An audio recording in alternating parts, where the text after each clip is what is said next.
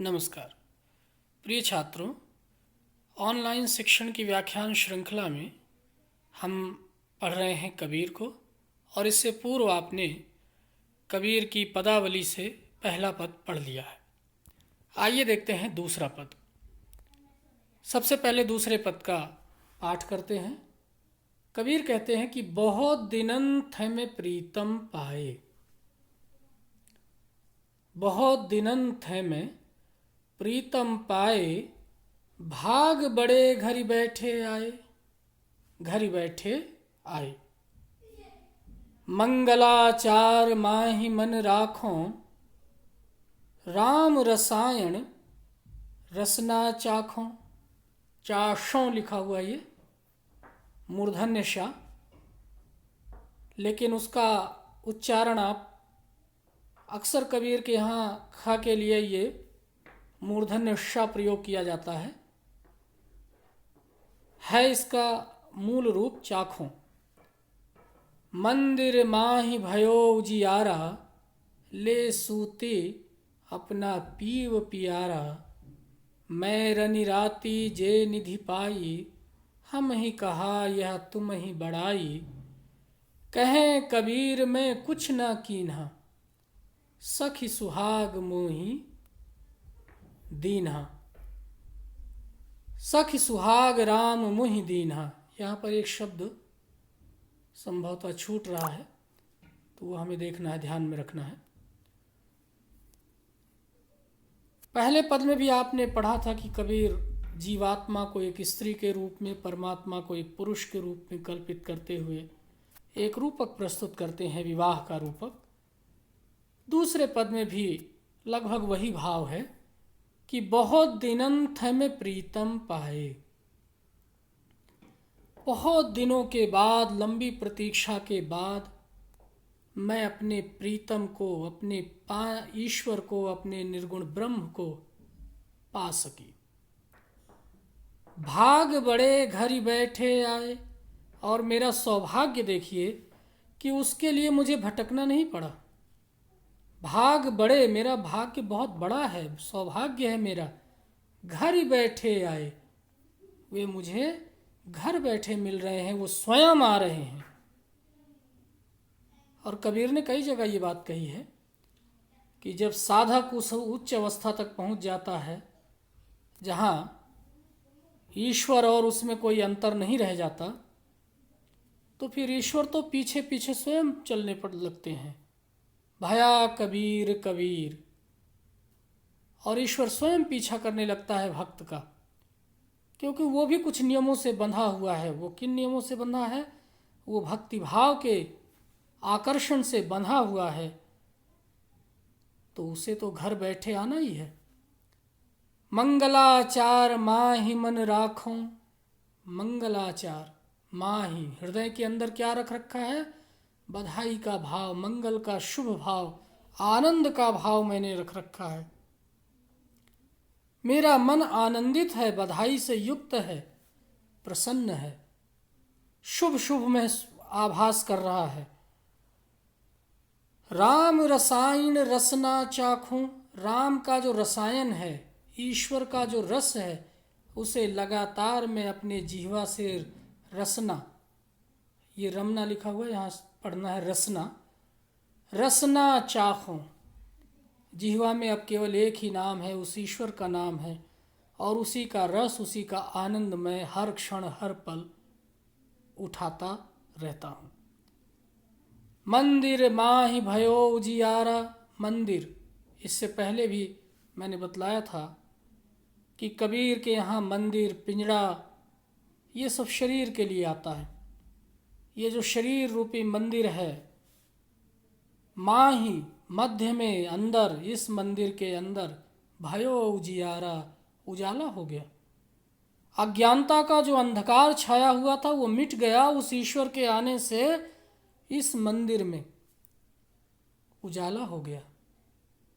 और अगर इस मंदिर को घर के अर्थ में देखें तो उस ईश्वर के आने से इस घर में भी उजाला हो गया।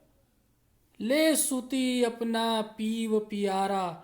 मैं अपने उस प्रिय प्यारे को, पी को पति को, ईश्वर को ले सूती, सूतना, ये भी पूर्वी उत्तर प्रदेश के और भोजपुरी इलाके में खूब प्रचलित शब्द है।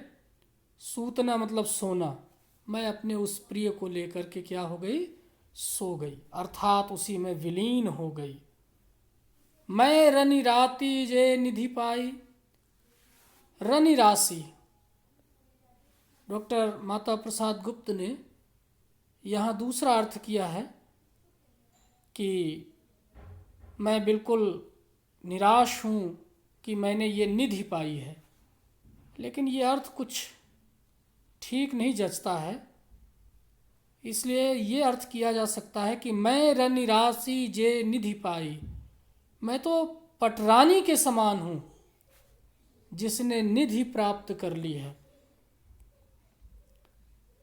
जिसे निधि मिल गई, खजाना मिल गया है। वो ईश्वर, वो लक्ष्य, वो साधना जिसके लिए मैं प्रयासरत थी, ये जीवात्मा प्रयासरत थी, वो उसे प्राप्त हो गई। हम ही कहाँ तुम, यह तुम ही बड़ाई। हे ईश्वर, हे प्रभु, हे पीव, हे प्रिय, इसमें मेरा बड़प्पन क्या है?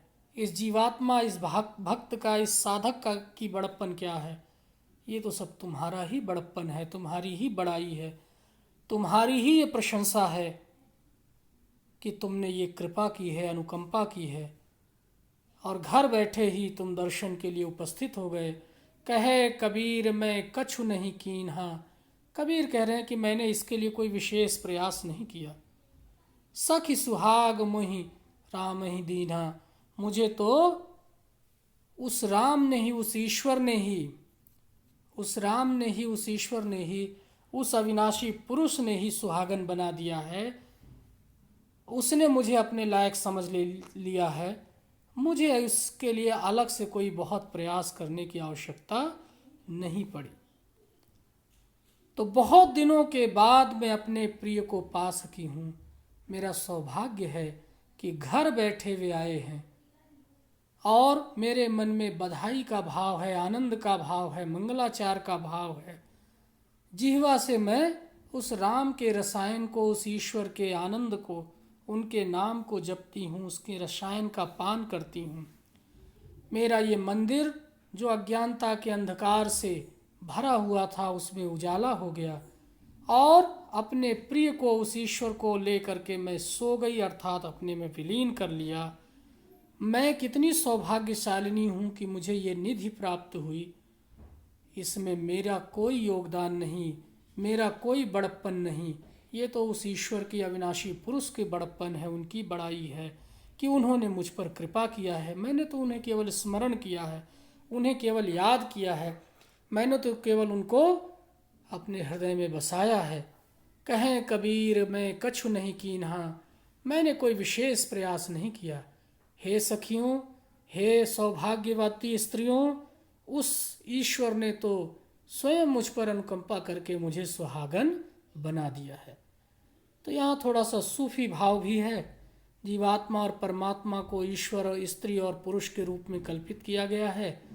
और आप ये देखेंगे कि कबीर के यहाँ जब वो पूर्ण भक्ति के आनंद में होते हैं तो वो वही कबीर जो नारी को नरक का कुंड बतलाते हैं, वही अपने आप को किस रूप में परिवर्तित कर लेते हैं? एक स्त्री के रूप में परिवर्तित कर लेते हैं। और एक स्त्री जिस प्रकार से अपने प्रिय के लिए समर्पित हो जाती है, पूरी तरह से उसके प्रति प्रेम भाव रखती है, ठीक उसी तरह से कबीर अपनी इस जीवात्मा को उस परमात्मा में संविलीन कर देने का, पूरी तरह से लय कर देने का संकल्प व्यक्त करते हैं, भाव व्यक्त करते हैं। तो ये कबीर की एक पद आपने और पढ़ा जिसमें उन्होंने उस ईश्वर की प्राप्ति को स्त्री और पुरुष के प्रेम के रूपक में व्यक्त किया है। तो इस दूसरे पद के बाद अब हम अगले पद को अगले व्याख्यान में देखेंगे। तब तक के लिए नमस्कार, इजाज़त दीजिए।